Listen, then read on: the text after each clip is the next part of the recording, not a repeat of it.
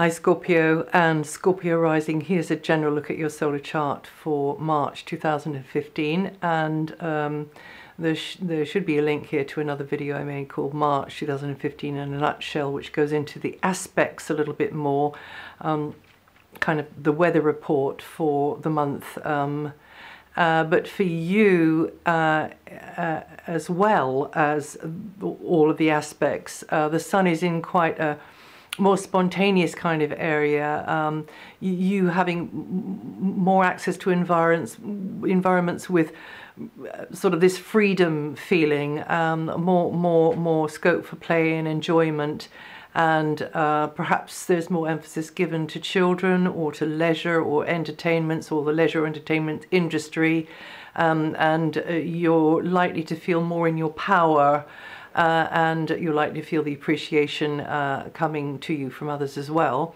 There's a solar eclipse on the 20th, and that's the moment for you to get to work and learn the skills or use the skills which are of service, which support things you enjoy and allow you to express yourself in this more creative, spontaneous, or indeed romantic way, you know. There's a little bit of that thrown in there as well. Once you do something on the day of the eclipse, or the run up to the eclipse, before the eclipse anyway, so maybe it's got to be the day before if there's a night between, you know, for you. There's a, but in GMT time it starts very early in the mornings, but around about 7:35. And if you do something that just makes a statement of intent of how you'd like things to unfold over the coming 6 months in that regard, in those areas, or maybe just one of those areas, maybe it's just a romantic one, who knows, or one about children, or to do with maybe speculative in sort of investments, that kind of thing. It can be anything which is innovative and creative, or just puts you at sort of more in your power and your confidence. Taking one step in that direction will help then that eclipse energy just pulse that out over and grow it over the next 6 months. It's kind of magic, really. And then on the 13th, we've got, up until the 13th, we've got Mercury focusing your mind very much on a location or a property or a space, inside, outside. It can also be family connections, correspondence, and communications of all kinds, you know, over the net or whatever, can be to do with family or with family, about family or with family, and there, or it might be that there's a lot going on, right, you know, in your own backyard, right where you are, and it needs you to put your thinking cap on sometimes, or indeed just to be really with it, you know, mentally with what's going on around you. You could be on the move more, it could be more of a social time, you meeting and greeting others, meeting and greeting in your space, you know, it could be either way around. And then from the 13th, Mercury moves out of there and into the same area as the Sun, which is this more creative area, this area to do with more fun, more entertainments, sort of seeing the potential in things, maybe you beating the drum about something, maybe you putting the word out there about something, and that would be a good idea to do. But don't be too wild in your speculations about this or that or the other thing, because we still have Saturn on Neptune and then Mercury going across Neptune the first part of the 3rd week. So that's up really until the middle of the 3rd week, all the way from the beginning of the month, where you've got a distorted view, perhaps, and this is a general aspect. This is a general weather system, astrologically speaking, for all of the signs. But it's like there is more to it than we're being allowed to see, or more to it than we can see. It's a bit up in the air. It's what if. It's kind of hopes. It's sort of trusting, you know, and not losing our cool. It's that kind of energy, right? But when the last of those has kind of has actually started to move apart, which is from the second week the second part of the third week, which is Mercury going over Neptune. Then slowly things should start to crystallize, and you should start to get the clarity. So that would be over the last week and a half, really, of the month. And communication glitches or whatever, you know, can then get sorted. Until the 17th, Venus is in a more practical mood, favorably highlighting teamwork regarding daily chores, maintenance, running repairs, all of that kind of stuff. Also health matters, your own or somebody else's. And if there's been an ongoing problem or series of problems, then this Venus energy will mean that somebody pops up with the advice or the help in, you know, the helping hand. Or indeed you could be the one that others see as being there for them, popping up with the help and the contribution or the knowledge or whatever it is. But through work you're likely to do well. You're likely to do well materially.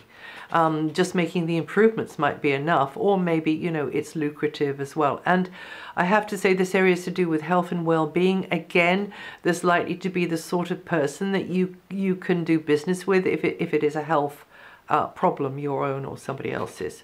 Mars is in a sector which emphasizes the practical side of all of those bright ideas of yours and health-related matters. So Mars is in the same place as Venus, being kind of more less diplomatic and more sort of speedy and hasty, in fact, sometimes, and impatient, and wanting just to get on with it, you know, and perhaps losing but you could get exasperated or even lose your temper with Mars there because something isn't getting fixed or something isn't coming together in the way that you wanted it. But you've got to have to be patient. You're likely to do better up until the 17th with Venus there, because then but even after the 17th, I have to say, Venus only moves into the next sector, which is about, you know, those who are supportive in close relationships. So that can be, you know, to do with work, can do with business, and somebody you feel that you click with, and so, but the Mars energy can be like not informing others of what you're going to be doing, which is sort of depends on what the work is you're doing or the chores you're doing. Maybe it's not official work, but it might be. You know, you tend to be a bit self-centered wherever Mars is. So doing work that you can just get on with on your own, that would be the best thing. That would be the best thing with Mars there. But if you have to be in collaboration because there's people there who can be of a helping hand to you, then try to be, you know, understanding of where they're at or how they work or what's going on for them, and share. Because Mars is not very good at sharing. So you might deliberately have to remind yourself, I've got to share here, I've got to tell them what's going on, I've got to explain very carefully, or whatever it's about, you know, but you just might feel as though your patience is being tried at times, okay? And also don't let anybody pull that on you where they are being impatient and pushy and pushing you into something that you don't want. So don't do that, whether it's regarding work or health. Don't let that but you're likely to, on the upside, Mars there is likely to help you to get your act together, to get the things done, because Mars has got good, strong energy and stamina. From the 21st, the Sun then goes into the same place that Mars is, underpinning Mars. Venus is there only until the 17th, but Venus is still going to be in a very helpful mood even after she's moved. And again, you know, ditto, it's chores, it can be niggly details, it can be getting, you know, the diet, the exercise regime sorted out. It can be about colleagues and skills, and just over and above all of that lot, it's about being of service, whether that's being of service and being useful in practical ways to others, or whether it's being useful in practical ways for yourself. It doesn't make any difference, you know. So it could be any of that. And now Saturn moved out of your sign on the 24th of December, and is going to be in the following sign related to the material, physical side of life until June. And that is you being more disciplined, more measured, more sometimes feeling the austerity and pulling in the belt because you are trying to manage the budget better, manage the material side of life, anything to do with property as well, and there's likely to be obstacles along the way. However, I have to say, anything built up under Saturn in this materialistic area is likely to stand the test of time, is likely to be a good, strong structure, as long as you are willing to be persevering and keep plugging away at it. And you Scorpios born the 26th to the 29th of October with 3 to 5 degrees rising, and to feel that energy the most. And then Jupiter will be in your area of career and overall life direction until next August. And that could mean, especially this March, where there's something, there's a huge uplift coming under the wings of Jupiter. There's Jupiter and Uranus coming together in a wonderful angle with each other, which might mean that more doors in more strange ways could be opening for you than you had actually imagined, or maybe it's just one and you're thinking, I don't know about that. But this energy is kind of a bit magical. It's really does have the energy of invention and revolution with it. So you'd have to be thinking along the lines of, okay, well, actually, you'd have to just be open-minded, but you'd have to be flexible with some offer or some kind of little idea that just sprang up in your mind about things to do with the professional area or business or your general trajectory, you know, going through life. So it might be a change of direction even.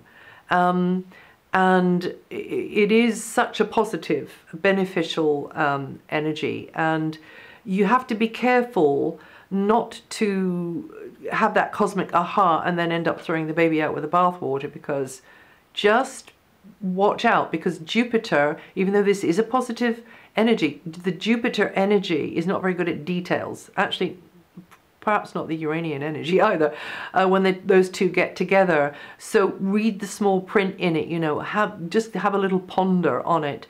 You know how that thing that happens within you, you know, sleep on it, and then your gut instinct is going to tell you. But try not to miss this golden ring on the merry-go-round. Put yourself in the way of environments where something could pop up like that, and it's just like, hey, result, you know. It could be like that, all right? But as I say, don't go taking a huge risk or a gamble straight off before you have actually, you know, really mulled it over a bit. And that's just me trying to be a responsible astrologer. But this is a good energy. And you Scorpios born the 3rd to the 9th of November with 11 to 16 degrees rising are going to feel that energy the most this forecast period. But of course, the whole sign will be feeling it. All right, and keep your eyes, you know, eyes and ears, those are eyes, those are ears, yes, open to what's going on across the wider stage of the world, because it could be quite interesting. And you may have to make some sort of lightning quick calculations, but with Jupiter on Uranus like that, you probably will just be able to, I don't know, get that antenna up into that ultra high frequency and just download the idea. I mean, it is like that energy.